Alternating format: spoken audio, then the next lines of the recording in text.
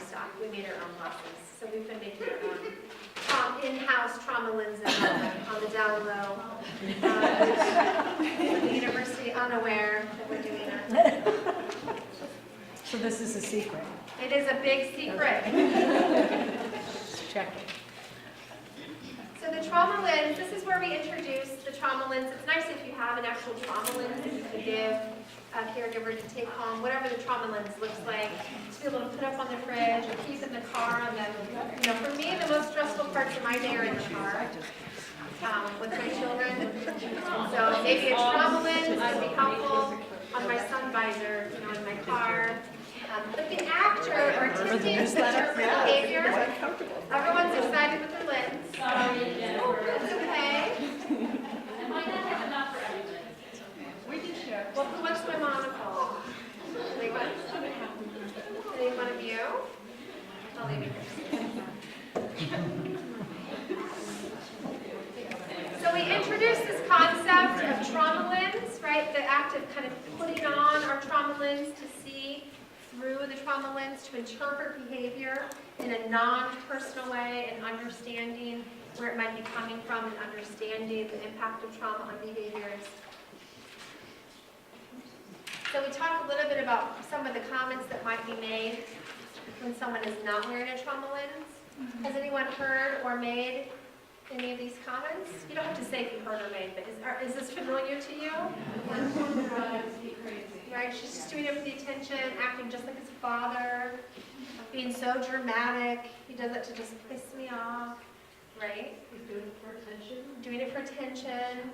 And so shifting to a trauma lens, right, moving from what's wrong with you to what happened to you, right?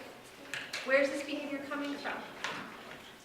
What is this behavior, what need is this behavior serving, right? It's trying to meet an unmet need.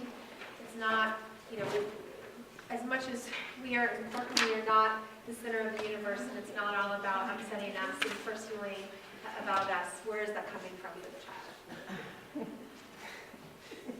So we introduced several different types of discipline strategies. We talked a little bit about what discipline means, right? And it's not punishment, but teaching. So there's a lot of really great information in here that discipline is not the same as punishment.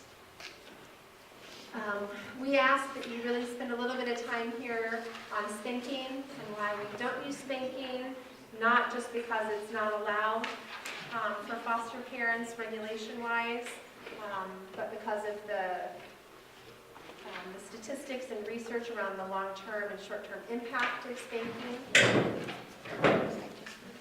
So it's nice to remind and revisit.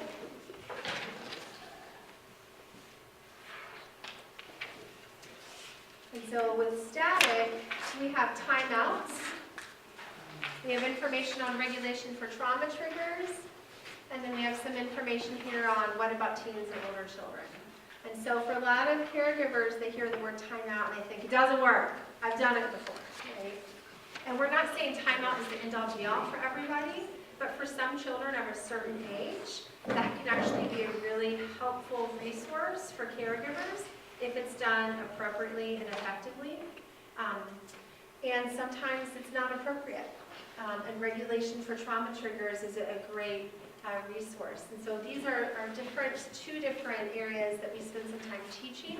We also have videos in both of these areas around how to properly give a timeout and use a timeout, and what does regulation for trauma triggers look like. All right, so we're revisiting and reminding of the self-regulation plan. We have several slides on preparing for a timeout. The timeout sequence is really coming from both helping the non-compliant child and parent-child interaction therapy.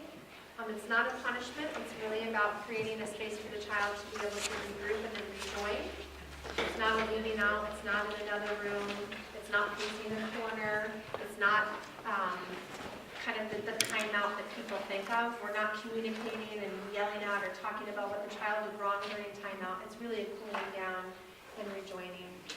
So there's some very specific guidance.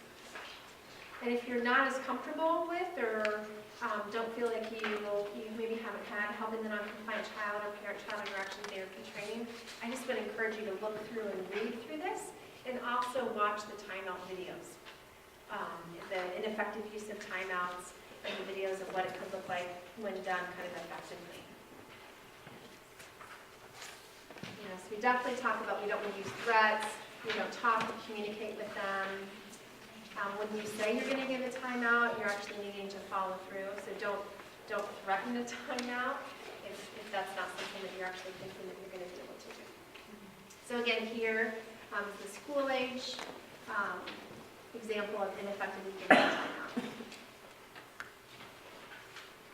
So we're talking about timeouts really about not following directions, right? When you told a child to do a particular task and they've refused and you've given a reminder, and we're using timeout as a way to regroup and come back. So they're very specific steps.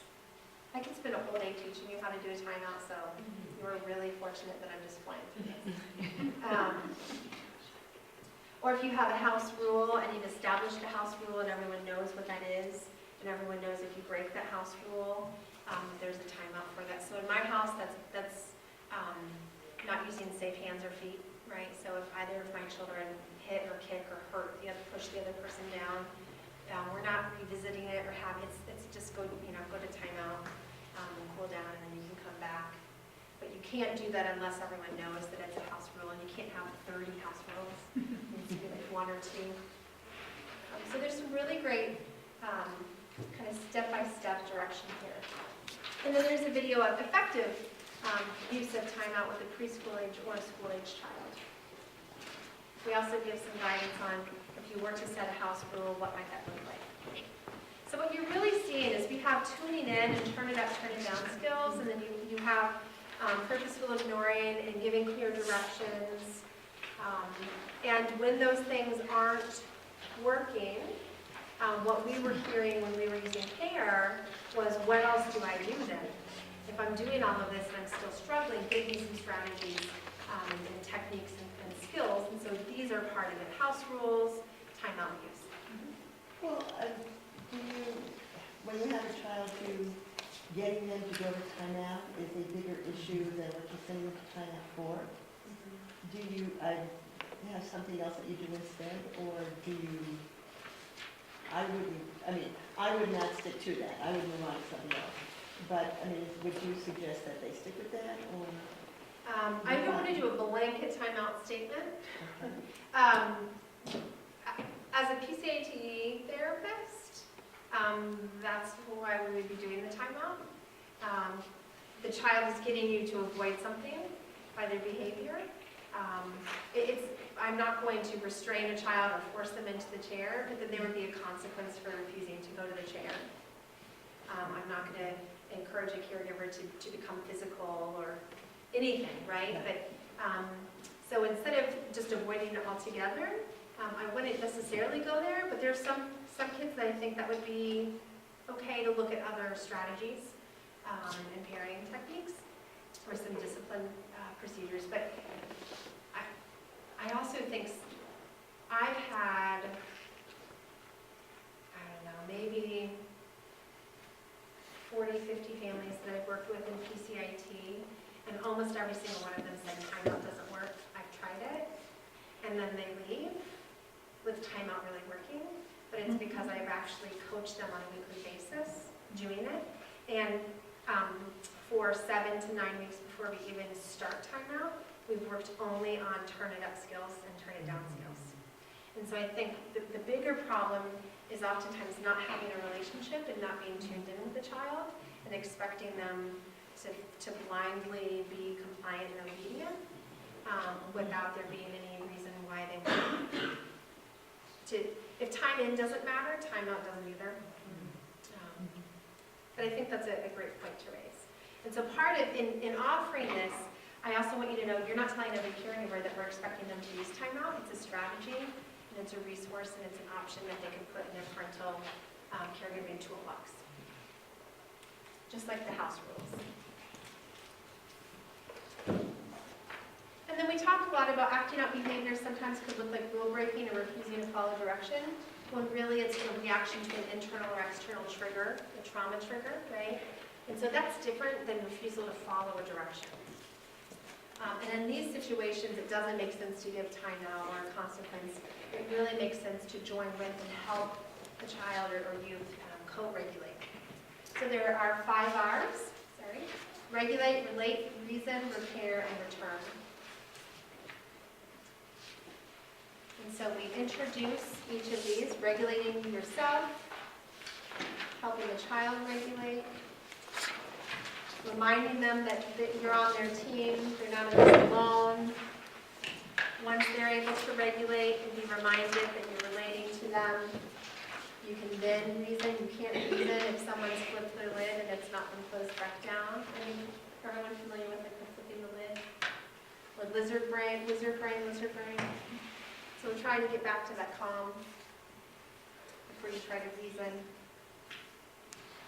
And then the repair, and that repair might look very different depending on the circumstance. We'll go into more detail about the tomorrow. And there's some great videos of Amy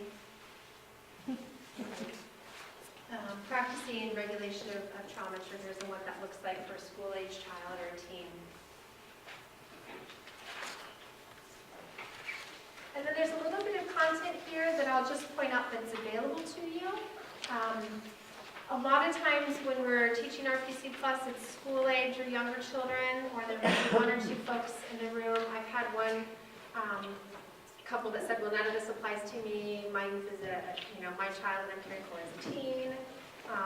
That same couple, the first night when we were trying to focus on strengths, were not able to identify one single thing about the youth, which was really telling about their experience and where they were sitting at that moment coming into the class.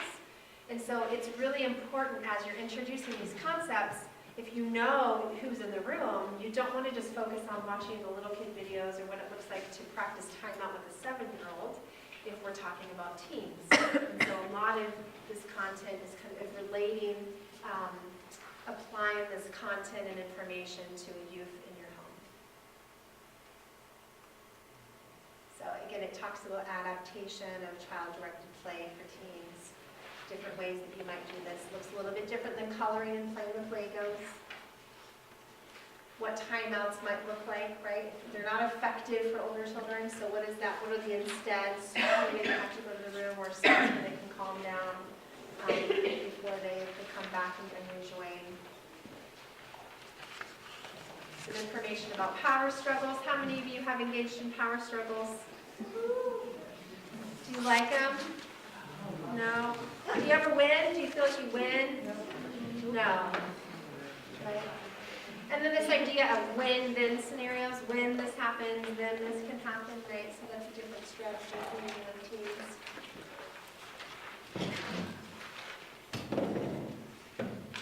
Sometimes you have caregivers that might say, like, this doesn't apply to me, I only have a school-age child. It's really nice for everybody to have all information. You don't know what interactions or situations you'll find yourself in or who you will end up caring for. So I want to make sure that you also don't skip this content thinking, oh, we just have lots of younger kids in the homes that we're teaching this round. Right, this idea of learning a lesson. And so we have a caregiver not doing this well, and then we have a caregiver doing a great job of responding to a teen that is arriving home after curfew without telling the caregiver. So some videos there as well.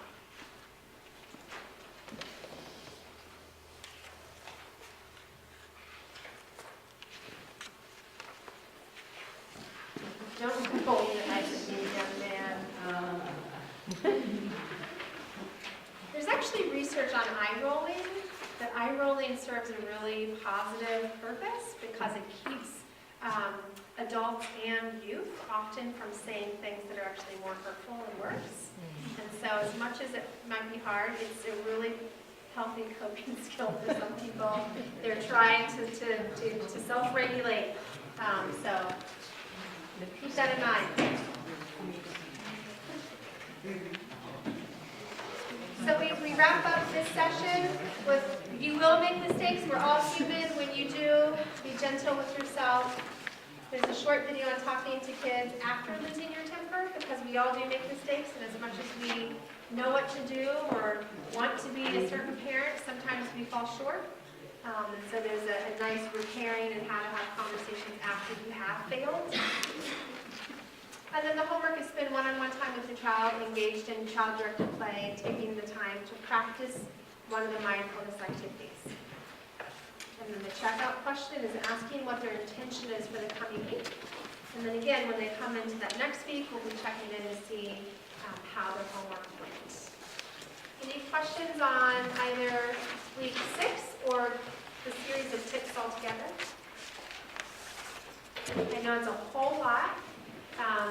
We're doing a big overview, so you kind of get this big picture so that when you dissect and do separate activities tomorrow, you have a little bit more context of where that would fit.